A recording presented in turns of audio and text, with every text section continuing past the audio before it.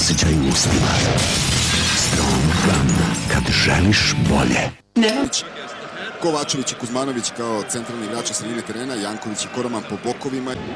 Koliko je veliko ime, svedoči na neki način otvorena ponuda belgijskih novinara da kad završe mandat sa Srbijom preuzme Dobra Vidića, raščišćava Dragutinović. Evo prilike sada za Lazovića ka Panteliću, prati ga Simons, Pantelić, ponovo ka Lazoviću. Nećih belgijskih reprezentacija u istoriji belgijskog futbola. Odličan, opasno bi moglo da bude. Defur, nezgodno 1-0. Na Rukavina. Ponovo Koroman, dosta prostora za Ognjena Koromana, uspeva da centrira Pantel. Debitant u reprezentaciji Belgije u A timu, odličan potez Miralja-sa u 2-0.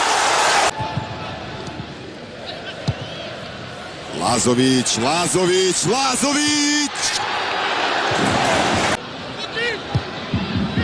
Lazović pokušava, Dragutinović. Prolazi Defur. Lazović. Lepo do Krasića. Možemo li do gola? Krasić!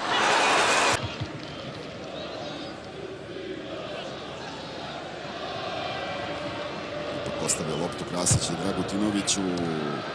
Ona stiže nekako do Lazovića. Dugo se nameštao, nažalost, Lazović. Dragutinović u prazan prostor. Ima li gola? Ima u pravom trenutku. Kuzmanović. Najkonkretnije od svih naših fudbalera je igrao Kuzmanović u ovih 72-3 minuta. 2 puta pokušao u prvom poluvremenu da ugrozi Stajnena.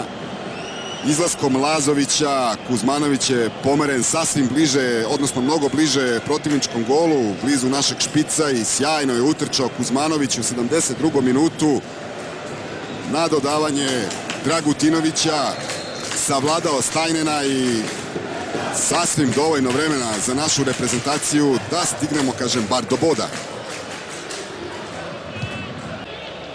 Kovačević.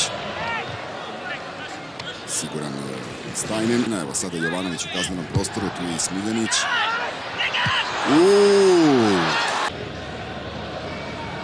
Kovačević. Musa Dembele pored Kristajića.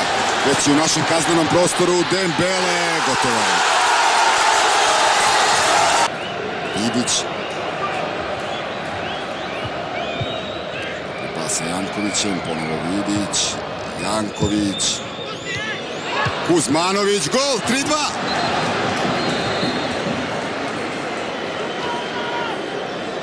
Nažalost, nema radosti naših igrača. Smanjili smo na 3-2, 90. minut.